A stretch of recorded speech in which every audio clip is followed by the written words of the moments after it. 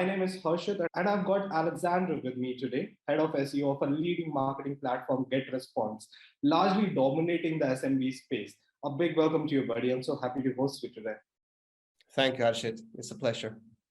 Well, man, let's start from the very beginning of your journey, man. Would love to know a bit more about you, the place you were raised, what were you like as a young kid, and how you made your way up to your professional journey so far. Wow. I think from early childhood, I've always been a curious child. And I remember this was told actually by my mother a few years back that when people asked me what I would like to be, I used to say that I wanted to be a journalist.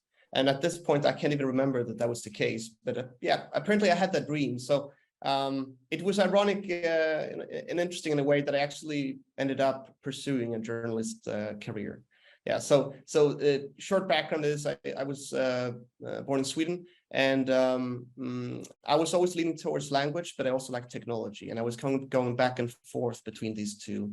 At gymnasium, I studied more technical subjects, mathematics, physics, but then at university, I switched over to humanities. And I ended up taking a bachelor in journalism, and I did work a short time, I should say, doing some journalist jobs, mostly at local newspapers. But I discovered it was a hard business. It was hard to get a stable job, a lot of hard work, and it was just really challenging to kind of mark up and craft a piece of the market and create a career for yourself there, I would say. So I ended up being a content marketer at a software company in Sweden that produces accounting software. And they had long discovered content marketing, but I think they were ahead of the game in the sense that they were employing journalists such as me, because they realized that being able to produce content, engaging customers, educating them, also led to better sales, better customer retention. At the time, they even had a customer magazine with a real editor and journalists writing it. So I kind of got into content marketing that way. And when you start with content marketing, you discover SEO. So did I. I was trained by some consultants in the field in Sweden, and I became an SEO specialist and worked with that for a number of years and found that was really interesting. For sure, different from journalism. But if you're a journalist, you are curious. You like to learn new things all the time. You can quickly acquire pieces of information and turn it into something. And in fact, you have to. I mean, when you're a journalist, you work on a deadline and you go out, you make a story, and when you come back, you got to write something. That's it. And you got to have something to give the readers. And so I think that translated somehow well into the business of SEO, where one day you wake up, you read a blog post, you realize that something has changed, and people are expecting you to come up with an answer for how you should react. Yeah. So I found that SEO was an interesting field that combines the curiosity, the creativity of, let's say, more content or journalistic oriented work, but also the technology part and the facts, numbers, business. And that's what's kept me in the game for these years, and will continue to do so, I think. Yeah, it keeps on changing. Yes, so that's how I started out, and then I moved to Denmark. Was able to lead an international SEO team there within iGaming, so sports betting, casino. We IPO'd at the time, went on the stock market. That was really challenging but interesting time. Learned a lot of things. The affiliate business is brutal, and iGaming is extremely competitive for sure. Yep. It's a difficult niche altogether. Yes, it's very niche. It's like a world of its own when you step into it. Like most businesses, but iGaming has its own conferences. It's kind of, you have Malta as the kind of how to describe it. It's like a capital of iGamers, really, who come there and work. So they, in one sense, they even have their own country, if you want to look at it that way. So I learned a lot there, and then I moved to Poland here for GetResponse, a marketing software company.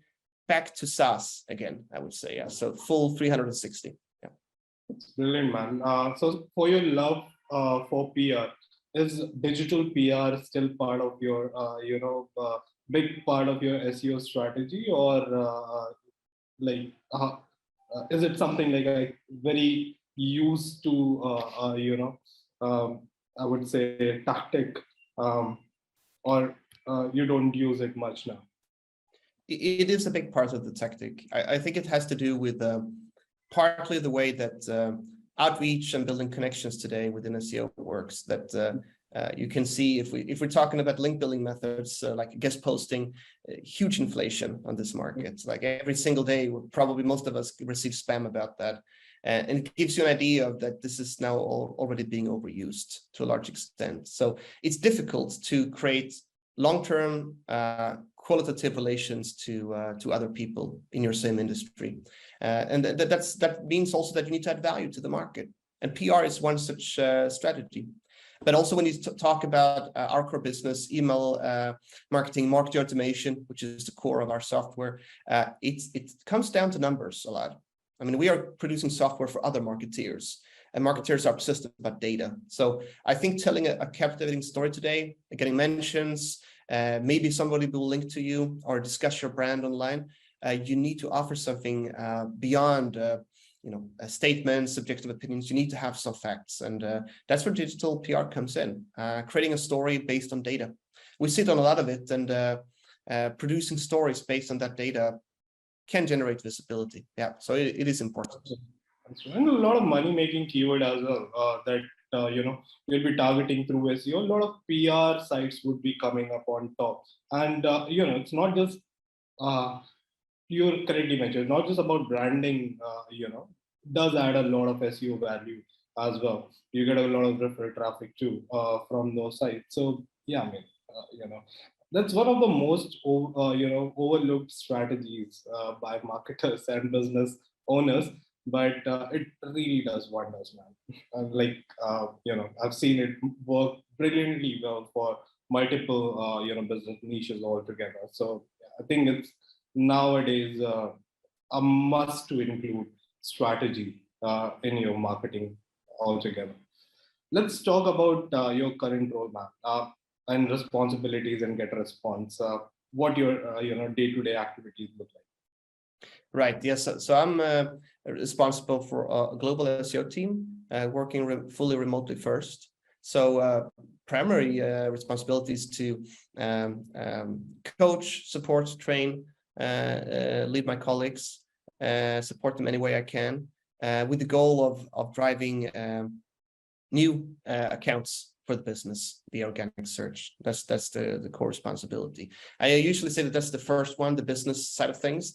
The second part is we are obsessed about our competitors. We look at the data all the time. We do deep keyword research. It gives us an idea of also what customers are interested in, what they're happy about, what they're not happy about. So I like to see SEO team as a way to funnel business insights and business feedback back into the organization. And I think that's true for a lot of inbound marketing teams, but SEO especially, we're so vulnerable to what other people want and what they demand. And if we don't create something that they like, whether it's a product or whether it's the website, which actually the market website is a product in a way, it needs to be maintained, properly presented, and it needs to be properly set up so that Google wants to crawl it in the first place. Our responsibility there is to kind of keep our ears to the ground and listen to what the market says, what the users say, and funnel that back into the organization. I do a fair bit of that also. Yeah. Brilliant, man. And I mean, I've seen your stats a bit, and you've been expanding like very aggressively globally. Would love to know your approach, and how exactly your team, just like you mentioned, you have a remote first team. How exactly that hierarchy looks like? How do you guys coordinate? What systems do you use? Please tell us a bit more about that. Sure. We're a pretty flat hierarchy in the team, partly because we're not so many. But basically, the setup is this: we have we could say a global part of the team and a local serving team. So the global part of the team serves all of the markets. So, for instance, we have a senior technical SEO specialist. So his job is to make sure that Google crawls our websites, can render it efficiently. Of course, we're on top of things, core web vitals, but also giving some input into the product itself. And that is true for all of the markets that we target. We also have a senior SEO specialist. He's native Polish, based in Poland, but also supports on global markets. And then the strategy is to, we wanted to expand and take charge of primary markets that we have identified. This is where we really need to have a big market presence, like Poland, Germany, Italy, and so forth. And there we would like to have one SEO manager per market. So that's how I've tried to recruit and build out the team. So we have SEO managers that are strongly oriented around content on page, but also outreach and building relations to other websites and companies. And that's also fueling our SEO strategy, basically. So somebody who understands the language, understands the market, simple things such as getting grammar right, language flow, which always is better when you write it natively versus having a freelancing translator, for instance, doing it, because it's just not the same. Language is difficult. That's one of our learnings. Yeah, so simple things like that, but also down to maintaining a blog so we can get non-branded traffic in, looking over the product content. How should we position and present the features in Italy versus Poland, for instance? If you just take, let's say, Poland and Germany, completely different ways of talking about the product. If you look at product marketing, what type of facts convince people? That differs between the markets. Who's going to have knowledge about that? Well, somebody who knows the language in the market and who does keyword research, perhaps. So, yes, that's basically been how the team is created. And then we have a small sub team emerging, especially around the Asian markets. Yes, so our the person responsible for the English-speaking markets, where United States is our biggest one, is also managing an SEO manager in Vietnam, which is it's a new experimental place for us, but it's among the top countries for us that deliver revenue over time. So we see big growth there, and we see big possibilities. And I think a lot of SaaS companies, they kind of like do have a support, team sitting maybe in, some South Asian countries, for the fact that, it helps them reduce their operational costs to a lot of extent. That's one of the biggest benefits that I see. It might not be true that they are serving that specific market. That's a global support team sitting out in South Asia. So that's there, but that's brilliant. How do you go about building a remote first team altogether? And what exactly goes into the planning, and then maybe planning a structure? I'm sure like there must be like multiple people working for a common goal there. So how Yes. exactly do you go about that, please? Oh yeah, that definitely needs to be broken down into different sections. But the first one is, I think, the viability of the market. If you take Vietnam, for example, we need to do some market research. And some of the basic criteria that I had before we invested there was, what's the revenue like today? Is it positive? Does it represent a substantial part of our total revenue? So we know that actually customers do want to pay for the software there. The second one is that I would like to see some type of market growth historically. So the last 4 or 5 years, have we seen a steady increase? Because we can see that there's more and more demand. If yes, then okay, check. And then of course we need to do some SEO research also. And this is a tricky one for instance, Southeast Asian markets. In Malaysia, for instance, they have their own language, but English is a very common business language. In India, exactly the same, lots of languages, but English is very common. So how do people Google? Do they Google in English or Malaysian, for instance? This is something we need to know before we go in and we invest resources. And then it comes down to recruitment, of course, and find the right person. You'll make lots of discoveries along the way. I think with us now being remote first, I wanted to have a location agnostic hiring strategy, meaning that it doesn't matter where you are in the world. If you're the right person for our team, let's talk. Of course, that has proved challenging sometimes. How do you send money to a place in Brazil, for instance, if they don't accept the local currency? How do tax authorities work in different countries? So there's a lot of things that you need to be prepared as a leader to learn if you're going to enter, especially for us sitting in Europe. We're sitting in a small bubble in a sense, because European Union is very integrated. Once you go outside of Europe or the Anglo-Saxon countries, gets much more interesting. Yeah. So some flexibility here in terms of budget, but also in terms of having patience and really learning how things work. I think that's something that you shouldn't underestimate. Yeah, so finding the right person, I think you as a hiring manager, you should be involved really from the start. Not only let HR do all the work, but you need to also to have your fingers in the play and really just know that we're finding the right person.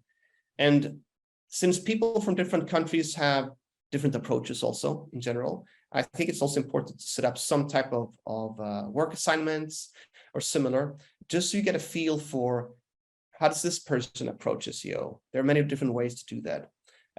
If you just as one example, how's link building working in Russia, for instance, or in Vietnam? Take two extremes, very different from here in Europe, and that's something that you need to be aware of also, and have an open discussion about that during the recruitment process. So, yeah, getting your facts right and knowing that the market is viable, and then you need to find a person that you can trust that rhymes with your values and rhymes with your team. Brilliant, man. And like you mentioned, there's one very good point. There are a lot of ways to skin cat, right? You hire a person, say, in Malaysia, and the approach will be entirely different from what you do sitting in Poland, right? How do you align their goals, like, man? And their processes, because I'm sure, like, there must be multiple training sessions. You might be using some system to kind of like set those SOPs for them, right? Straight. How do you approach? Please tell us a bit more about that track. Yeah. Yeah, that's a good one. And you mentioned SOP, and this is really crucial. You need to be way more organized, I think, working remote first compared to being in the office. There's something with that physical aspect of when we work together. It becomes more challenging when you're remote first. So documenting the processes and being organized is key. And I'm going to be honest, I don't think it's for everyone. And I've been talking to some people sometimes when recruiting in some markets, and some really skilled people in SEO, but they would say, you know what, remote first, 100% or 90% is not for me, because I'm not organized enough. I don't really know what I'm going to do next week. And I think that's something that you need to be clear from the start also, that you as leader, you need to prepare exactly what you expect of people, and you need to lead by example. So yeah, you mentioned SOP, you definitely need to document your processes. Have a place where you describe all the important work processes. Since people from different backgrounds have different ideas how to approach SEO, which is totally normal, and in the best of cases, it's a strength actually. Try to set standards. I like to set frameworks and best practices, but try to avoid do A, B, C, and then you get D. Not to be too detailed. If you take a simple thing such as keyword research, there's so many ways to do keyword research. Some people like to generate pivot tables. They want to see it visualized. Other people put focus on something else. They don't like Excel, for instance. They want to work as a tool. From my standpoint, I would say that's fine. Whatever method you want to use, it's up to you. But there needs to be some basic criteria. We want to know the search intents. We need to know that we're going after the right keyword. We need to segment the keywords together into a content piece. Otherwise, we can't plan what we're going to do with the keywords. Right? So there are some things that need to be there. But if somebody wants to adjust a template that we have to their needs, great. And actually, I promote it. In some cases, we have, let's say we have a keyword research template. We have created 4 or 5 different versions of it. Someone likes to use their version. Somebody else likes to use their version. It's good as long as we arrive at some standard level of quality. Then all is good. Yeah. So I think templates, create lots of them, but allow for flexibility, and also document the processes. Make it really clear, step by step. Use screenshots, maybe even record a video. This is also great for onboarding. Somebody new comes in. It takes a few months to learn how a company works, especially remotely when you're not able to see your manager maybe directly physically.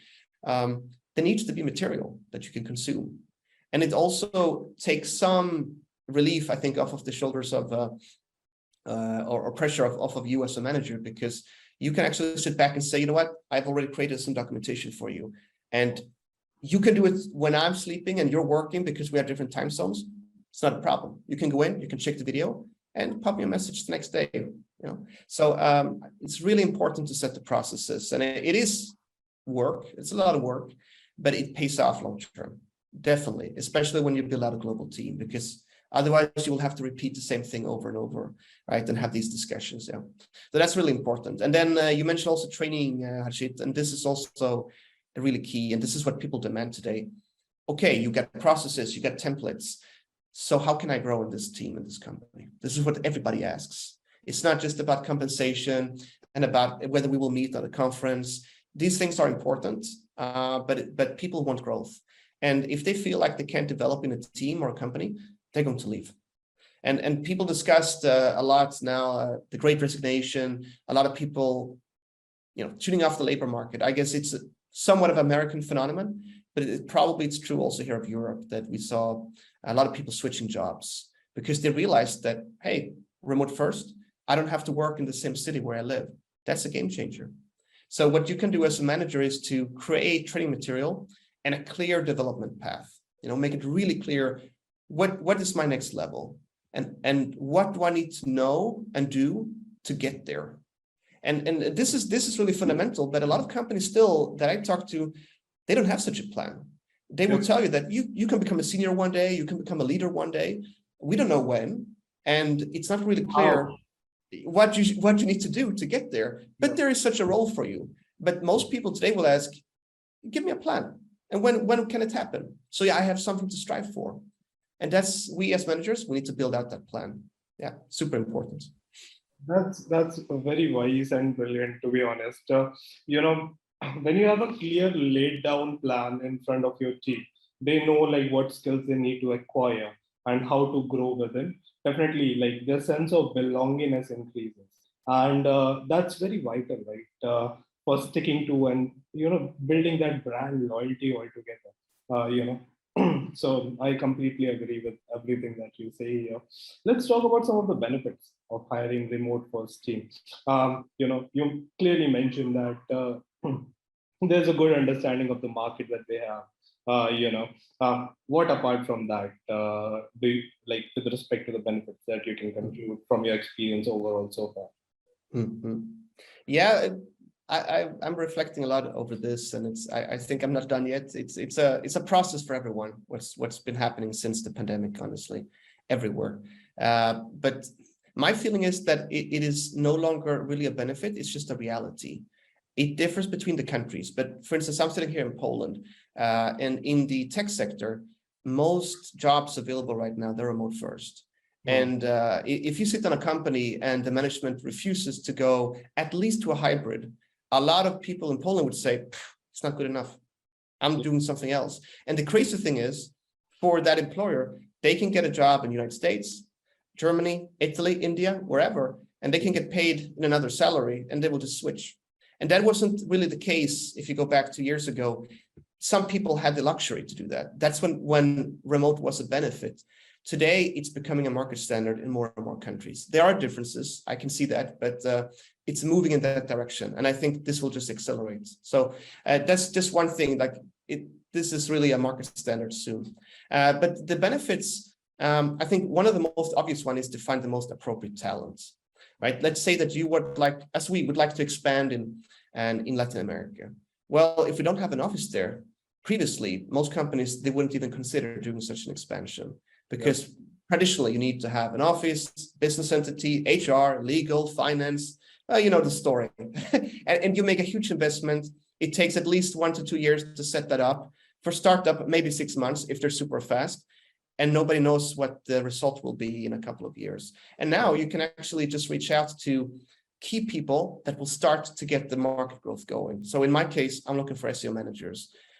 If I can find a person who has the background or sitting in Latin America, as we did do, we found one in Brazil who's now actually moving around from place to place, then you can actually start to prove to the board that, hey, if we invest in Brazil, and if you give it a few months, we might be able to see some growth and results. And then you can request more funding. So find the talent that's most appropriate.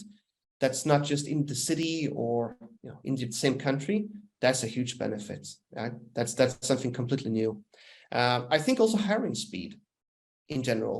I mentioned earlier that it can be problematic or challenging to hire abroad, and it can be sometimes for sure. But there's still a factor of speed because previously, when you had an office, it took so much time. You need often to do relocation to convince the person to move to the city, to be close to the office. You know the story. It was completely different job market.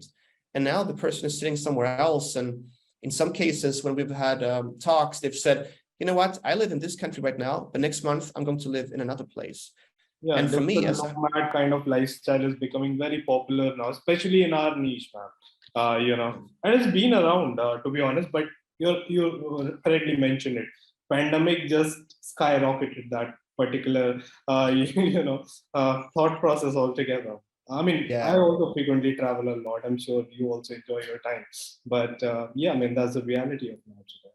Yeah. And that's a benefit actually, because then you can tell the person that you're hiring that I understand that you would like to go to the countryside in the future and have a quiet life, but still have a tech job. It's possible. It's not a problem. In fact, do what you want. If it suits you, it suits me.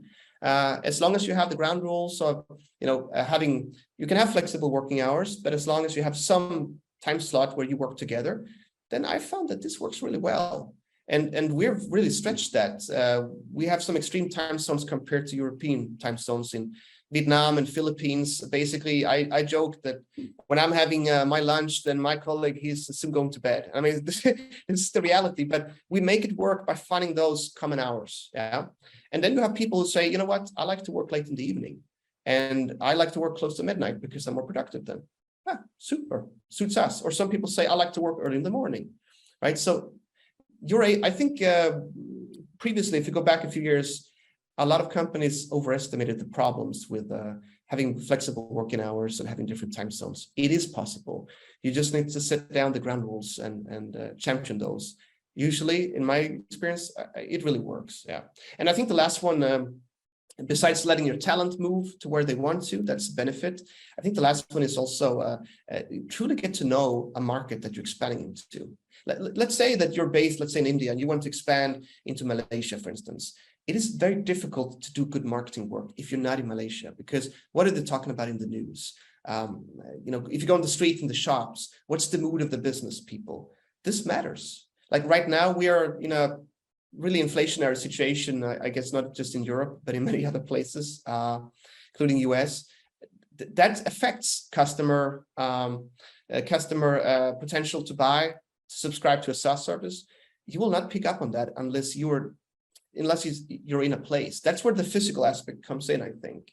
So being able to truly understand the market, to do a good job, even as the SEO, just think about doing outreach. We have people in our team who meet up people physically when they do outreach. That's impossible if you're just using your phone or using LinkedIn. So truly expanding somewhere locally, you can find that person living there without having an office there. At least not yet. Yeah. Brilliant, man. Let's talk about few ways how you judge the productivity of your remote first employees, SEO managers specifically. And like how do you which KPIs do you mainly keep track of for ensuring that they're delivering what's being asked for altogether? Yeah. Yes. These are important parts. This is what motivates people. So I think for us, measuring success is at the end revenue, seeing revenue from the markets that we invest in. That's always important. Even if you sometimes can only impact it indirectly, because there's so many things that go into why somebody would upgrade from a freemium account to a paid account. But still, this is a really important signal that the market is mature. Brand awareness. I actually look a lot at Google Trends and see how many people that search for our brand. I find that to be a pretty good indicator of part of the market there, but also how interesting are we, compared to our competitors. And also measure of success, I think, is a conversion rate for upgrades. So we have a freemium model, but we also, of course, would like for those who are ready to upgrade to a paid account. So what's the conversion rate? And, in some markets, you can see that we have lots of accounts coming in on the freemium version, but the interesting part is how many of them are willing to upgrade, which also is an indicator of, are they ready to invest in their business? Are they ready to level up and to actually do marketing work to earn more money, hopefully? So these are the things that I look at constantly. Otherwise, benchmarking is the KPIs that we have. And that's organic signups, and actually even verified signups. So people who go in, enter the email address and so forth, and verify that account. So we know it's not spam, which unfortunately is something we have to live with, like death and taxes. Yeah. So, and then I think when it comes to motivating people, this is an interesting part, but I think one part is social. How do you create social identity and belonging in a remote first team? And I don't have all the answers to it, but it's something that we're discovering. I know that physical meetings matter, meeting up. We were recently, as an example, our whole global team attended the Friends of Search SEO conference in Amsterdam, in Holland.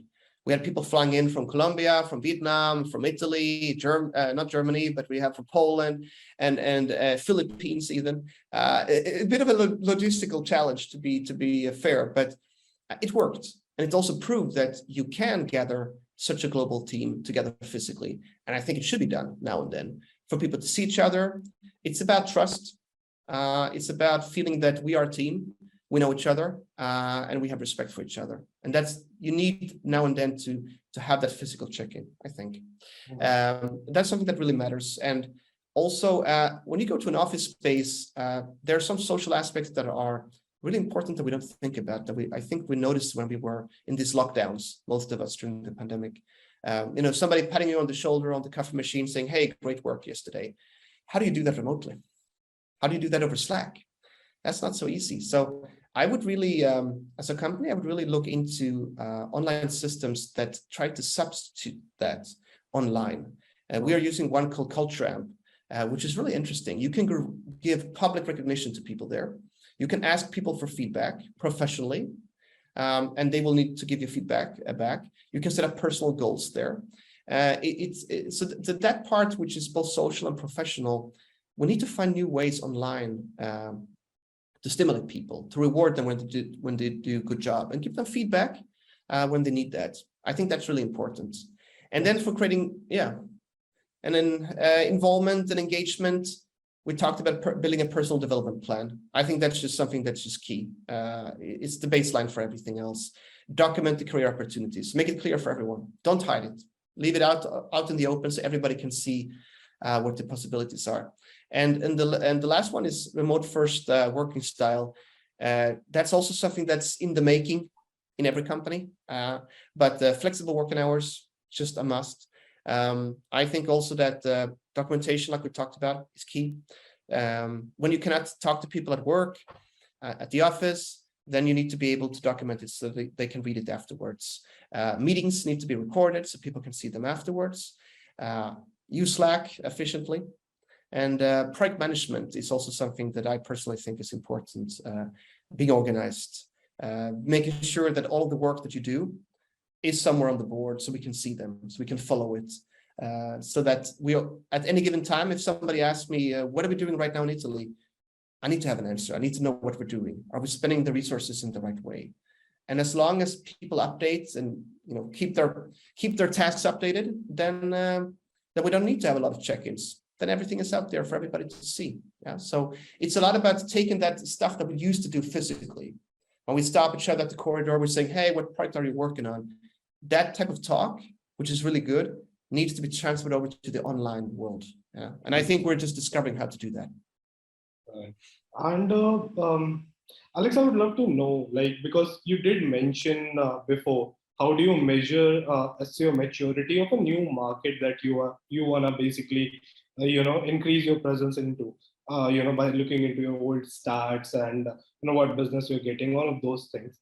But how do you measure SEO maturity of a new team member, remote first team member that you're employing? What all criteria do you go after, just to kind of ensure that this guy is a good fit and would be able to do justice in the current role? Mm-hmm. Yes, I think it partly comes down to the processes that we talked about. If you set out standard procedures or quality criteria for how things should be done, if I take a really concrete example, outreach to get mentions, to get partnerships, maybe some links back to our website. How is that being done?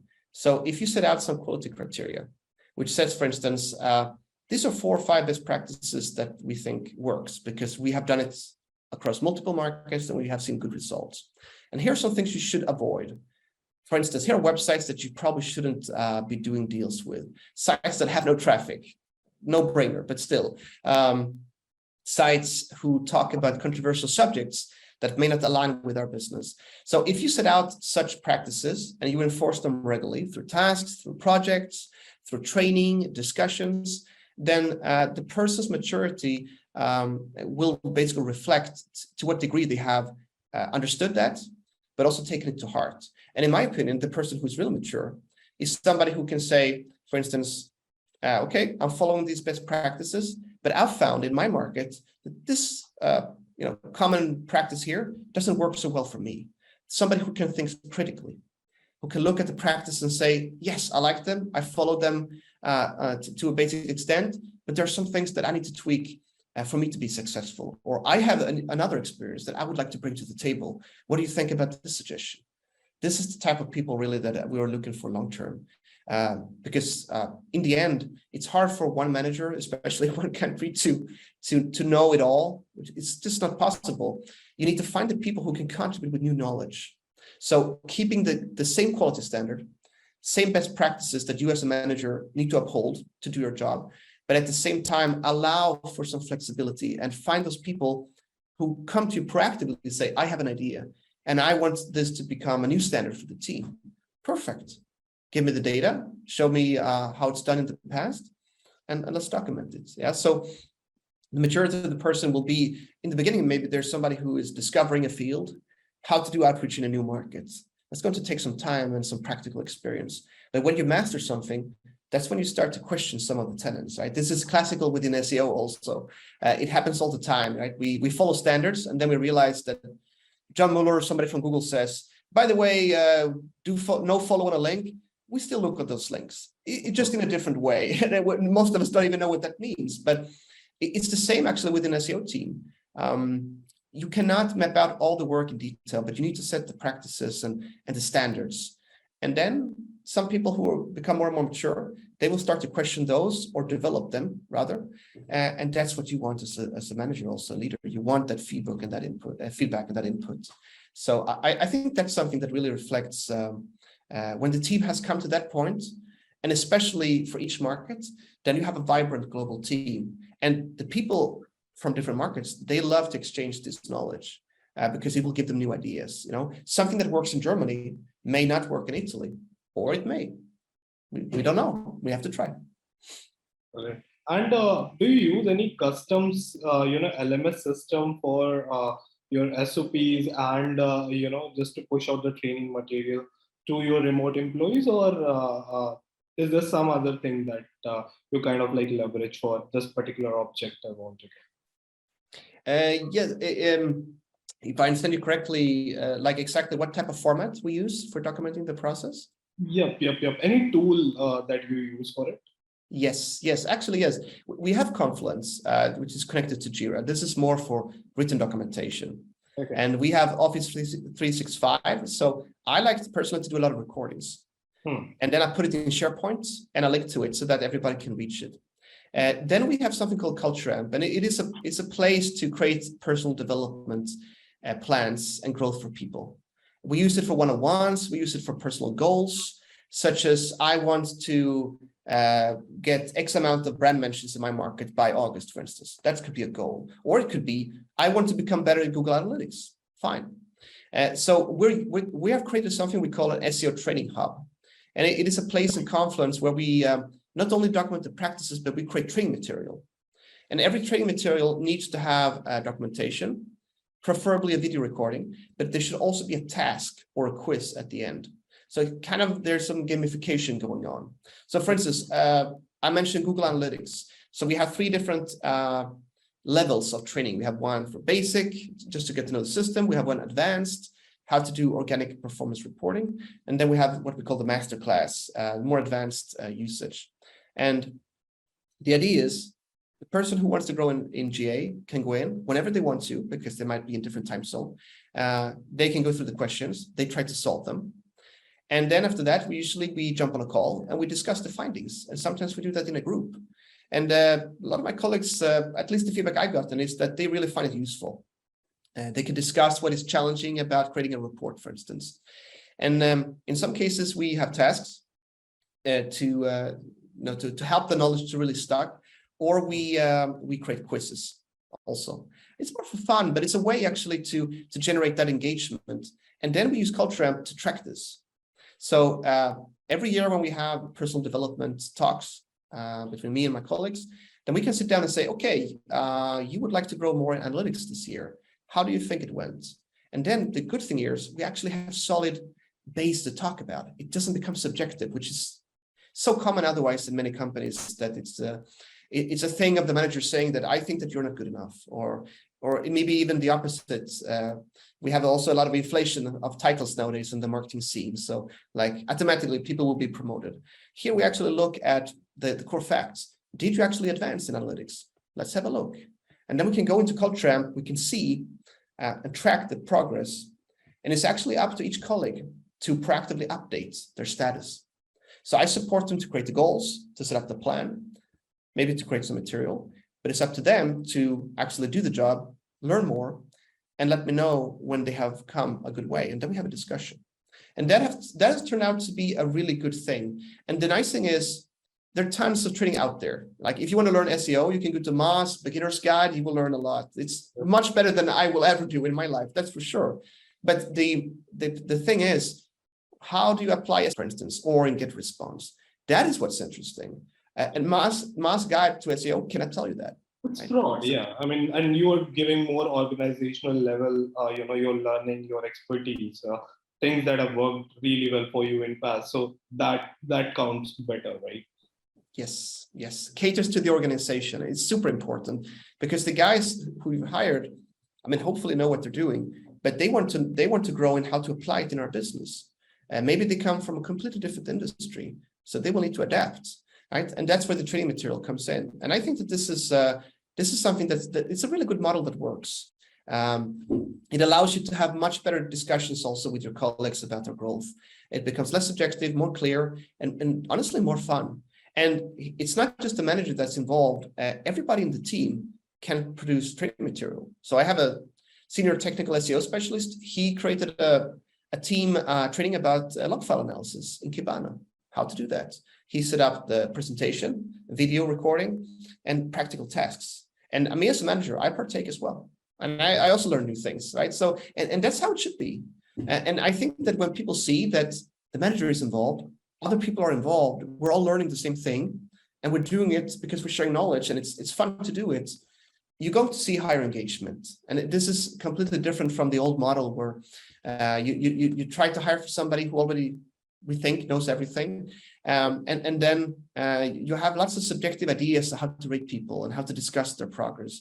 And I think this new way of doing it was pushed forward by the pandemic. Right, we had to figure out, how do we run the business without meeting each other every day over a coffee?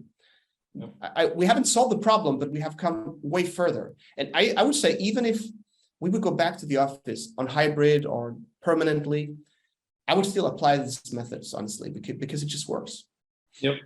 It's brilliant, actually. And one of the best thing about digital marketing niche that I personally love, and that gives me the kick to stay in the industry, is because you would never acquire 100% of knowledge. It's always evolving. Every day there's new thing out there, and changing and basically reconstructing all that from the past. So it's so brilliant, and for me, I crave for learning always. So it's the best fit.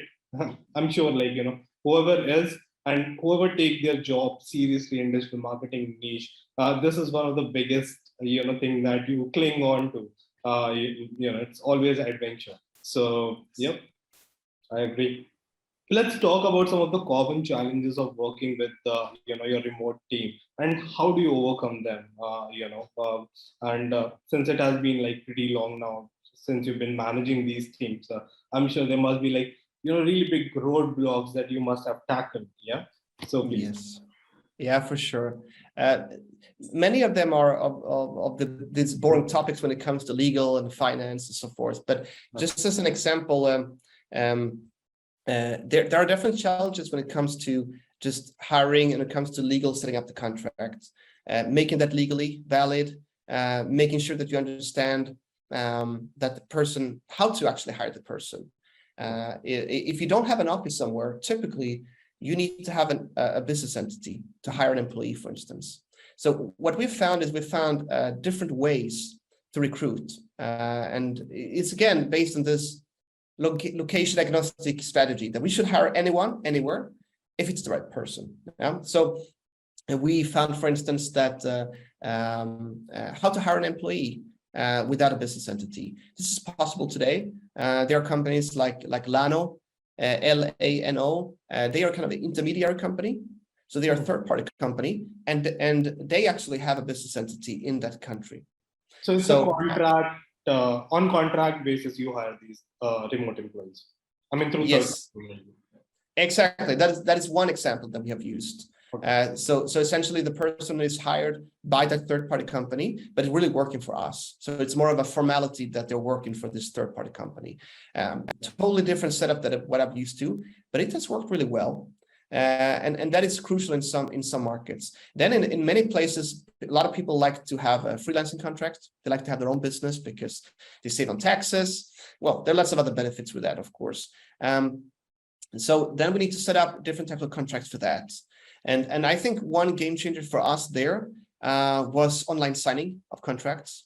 And there are tons of platforms out there, and we have used multiple of them. But this speeds up hiring a lot by getting the contract signed digitally. Unfortunately, and this is one of the challenges also, you need to know also what's legally valid. So in Poland, for instance, we can definitely recruit somebody abroad outside of Poland using online signing. But if you want the copyrights to still apply for us as a company, then it needs to be in paper. And that's Polish law. So that's kind of one of the realizations and the challenges, that there are some bureaucratical things, some legal things that you just need to swallow. And you can't do much about it. And you need to put up a smiling face. Yeah, just comply, man. Yeah, I mean, you know how it is bureaucracy will always exist, and they thrive on this. But it's also important, of course, for the legal security of both parties. Yeah? But also some things that sometimes have surprised me that we have also learned is how do you get people paid? And that sounds like the very basic thing, but how do you make an international bank transfer to Vietnam or to Brazil? And we made realizations such as some Brazilian banks, they don't want to receive payments in their own national currency. That was something new for me. So you also need to be flexible. I think this has been a learning journey for the whole organization. But I felt like me as a hiring manager, we were always in the forefront of hiring in new countries. And I had to do a lot of this digging myself. And I had a lot of good support from my legal team and HR and payroll. But you as a hiring manager, it's different when you hire abroad, especially from other continents. You cannot sit back and relax. And it's not like hiring in your own country that you have the standard forms, the contracts being signed, and you just handle the interviews. You need to be really hands-on and be involved with which countries support the SWIFT standard for banking, for instance. This is stuff that you need to know if you want to hire abroad. Yeah. So I think the legal and finance part has been challenging at times. But overall, we managed to overcome them. And I think a big dose of patience, and also, again, creating trust and mutual understanding with the other party. So the colleague sitting abroad, he or she also wants to get the stuff fixed. And actually, all the parties just wants to get the job done. So I think not panicking and just, being confident that you will fix it. I think that matters also, sending positive signals and having some patience. It will sort itself out in the end, for sure. Yeah. Especially when you are in a leadership role, you need to ooze confidence, man. Like you cannot, especially to your reportees. Oh yeah, I mean, and a lot of people don't think about that, but that's of course the burden as a leader. But a lot of people think, he's doing SEO all day or doing marketing all day, and that's not the whole truth. And we have to read up on labor law. We have to know how to get people paid. We have to live up to legal requirements and invoices, and it's standard job, right? You're supposed to do it, but it becomes way more complex when you have people from multiple places, because in each case it will be slightly different, yeah, and you need to allow for that. So I think again, as your team kind of pushing for change in the organization, I think us being historically in GetResponse, we've had offices in different countries, but we still, a lot of the organization thinks in terms of how it works in Poland. So, how do we send company equipment to somebody living in Philippines? Is there a store there where we can repair the computer if it's broken? Now that suddenly becomes a question. So there's a lot of things that you as a manager have to be prepared to look up. But I would say it's part of the journey. It's fun and you will learn a lot. And to be honest, like, I do, talk to a lot of people and SEO heads and, department heads. What you're doing is because, you feel responsible for your team members, right? And you have my respect for that. A lot of people would have actually, like this IT related stuff or finance related stuff. They would have just pushed it to that specific department and kept their hands off, especially like, and just cared about, the marketing, but you're doing it. It's actually very genuine of you, and and that shows character, man. So my respect, on those terms. Let's talk about your compensation model, because how exactly do you pay? Is it on the basis of location specific pay, or is it like a standard pay for a given role? Decided in Poland, and that's being stone written, and you basically follow that. How exactly does that happen? Yes, that's a good one. Yeah, I can say first of all that we as a company, we decided to launch transparent salaries not so long ago, and we do it kind of department by department. This is for right now it's based on Polish compensation, because that's where the most of the workforce is. But I think that's just a good step in the right direction to actually show what type of pay you can expect in different role levels. Yeah, but the compensation. It's based upon, I mean, I do market research before we go into a new market. So it's based upon where the person resides. It becomes, of course, challenging if the person is moving a lot, right, permanently, then you need to maybe to update that. I don't think we've had that case yet, but it could become relevant in the future, I think. But yeah, it's based on the location and where the person resides. So we know that, hey, you're getting compensation so that you can cover your local costs. And that's really important. I think this will slightly change in the future also. In some countries, it's very common to be expat, to live abroad. And it means, for instance, I mean, if you are coming from Greece and you move to Germany, for instance, I mean, you will need to have a German-like salary in order to live there. You cannot live on a Greek salary. That's just big common sense. So I think that's something that you need to be prepared for also and open for as a hiring manager. And you need to do your homework there for sure. But the compensation itself and how it looks like, I mean, it depends on the contract. We have all types of contracts when we hire, but employee contract, regular, normal, monthly salary. When it comes to people who have freelance business, I like to go with a simple, clear, static model of flat monthly compensation each month, not basing it on working hours or similar. It just wouldn't make sense at all. We have flexible working hours. Some people, work a lot of hours one day and less hours another day, and it's not the type of it's not the type of work that we would like to reward in that way. That the more time you spend, the better you perform, for instance, and that's just not the case.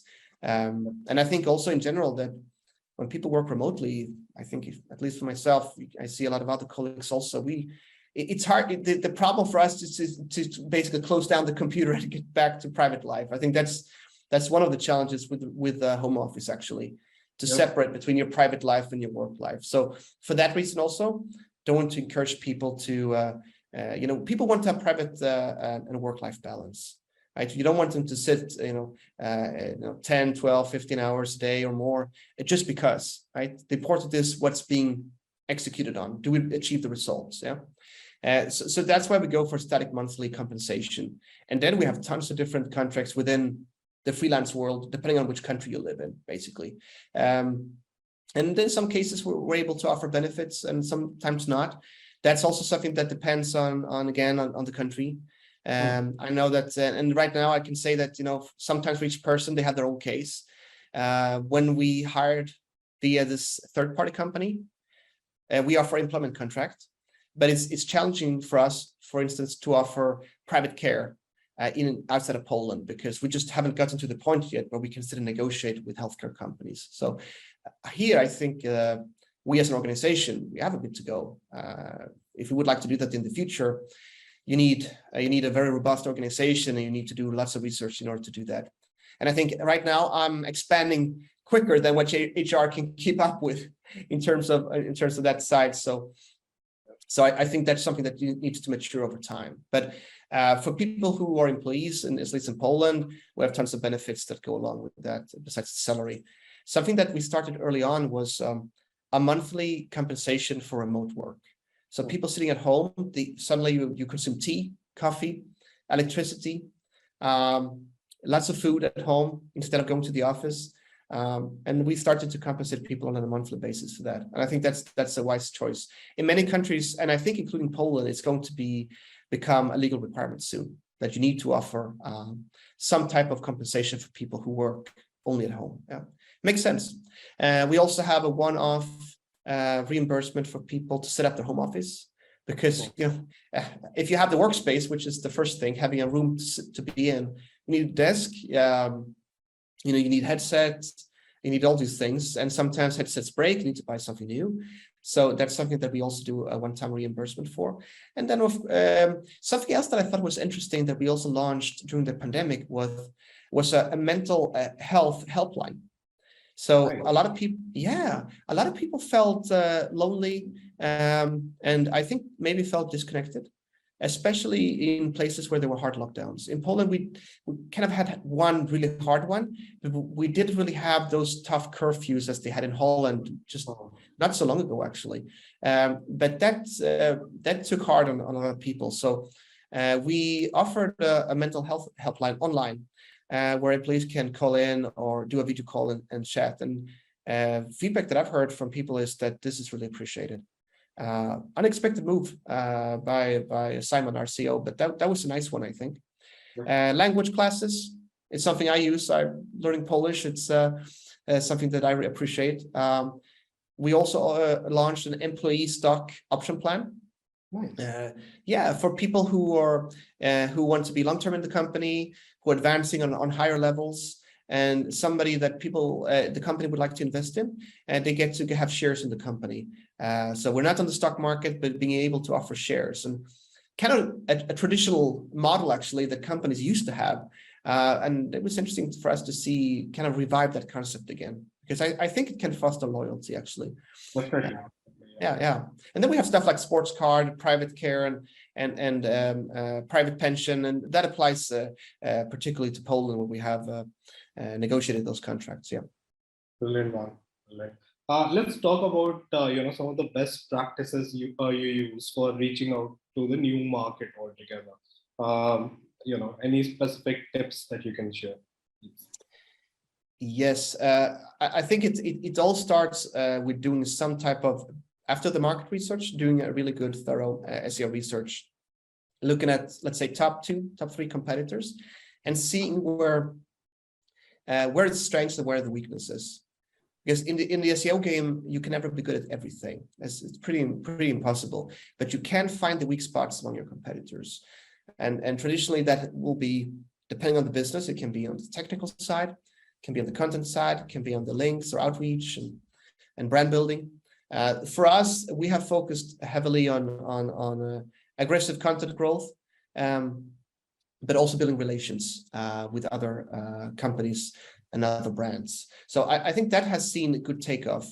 Something also that we have made into a best practice that I would also suggest is if you go into a new market and you have done so in the past without having resources, so maybe you have translated the website, do go over it, check the language, check the grammar.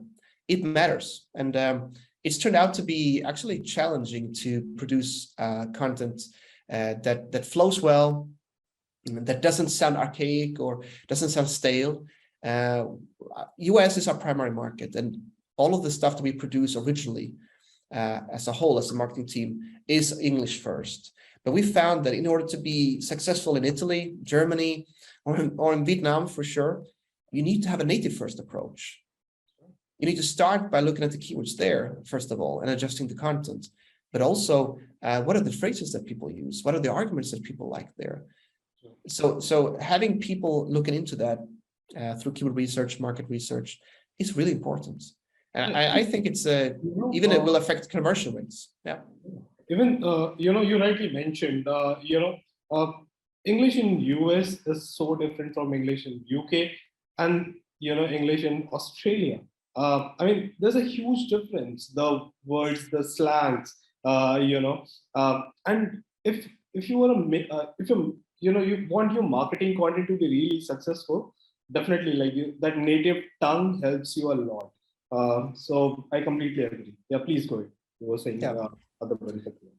No, totally. That's a good example. And there are also complex languages where you mix, for instance, in Vietnamese, we noticed they mix their native language with English. And I know in Indian also it happens a bit.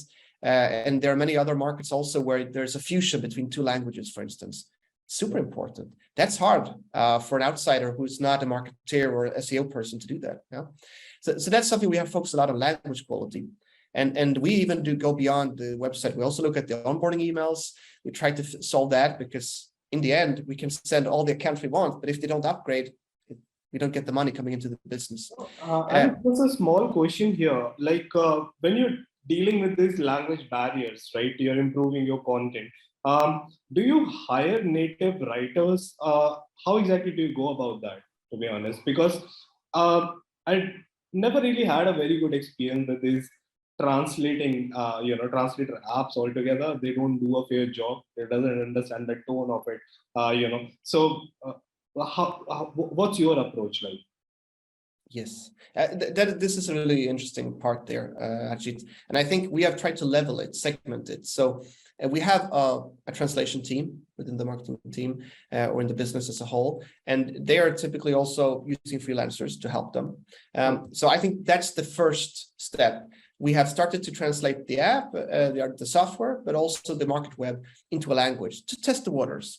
Then the second step is we declare, okay, this market is ready for takeoff.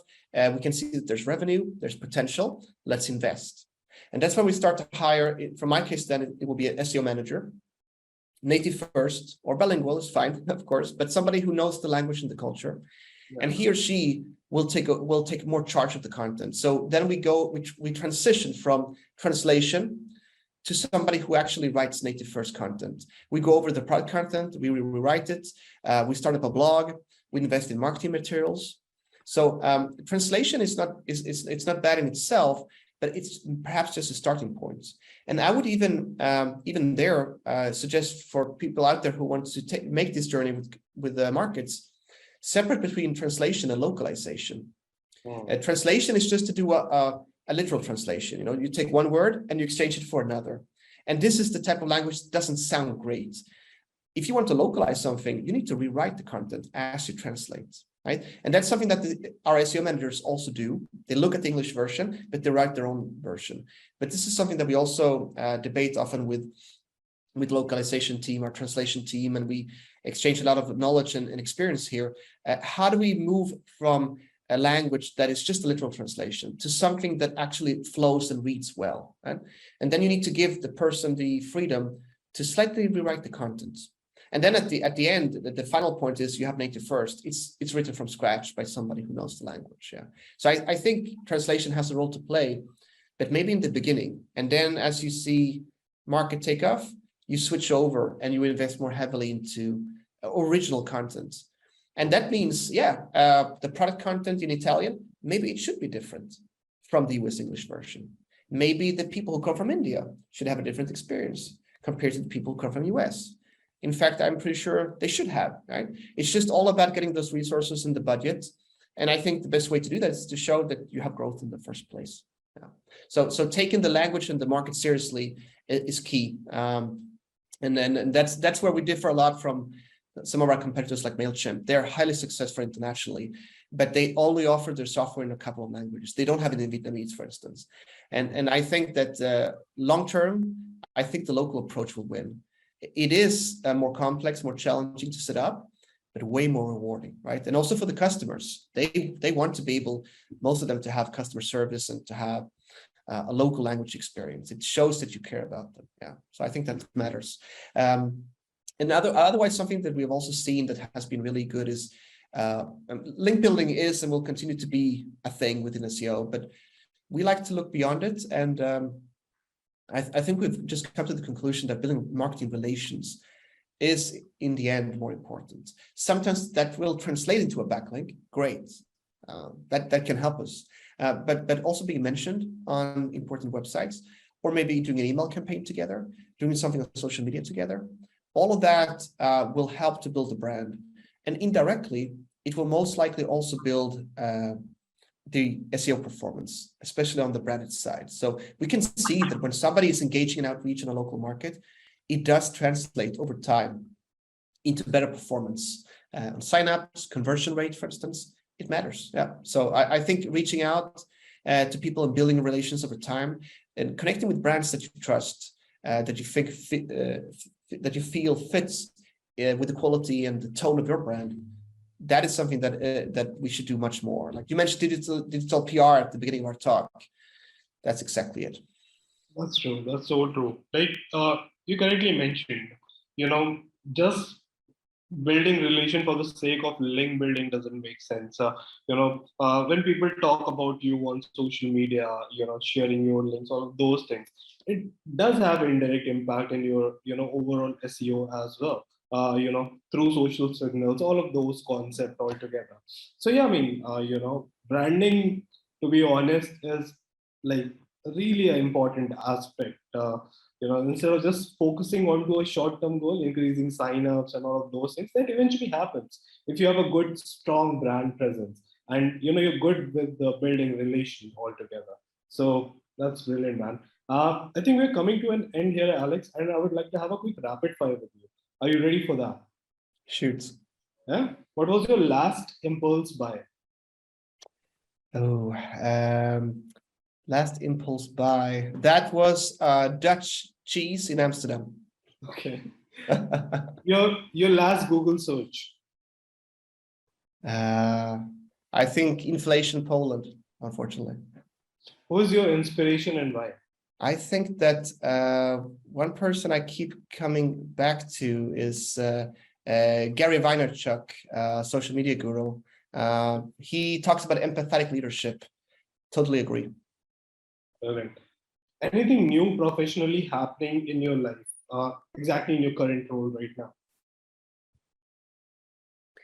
I think at this stage, it's about seeing, being able to have the pleasure to work with so many great people in the team, building up a global team, showing that it works, but also seeing that all of us together in the team, bonding, feeling like one team, and exchanging knowledge at a higher level.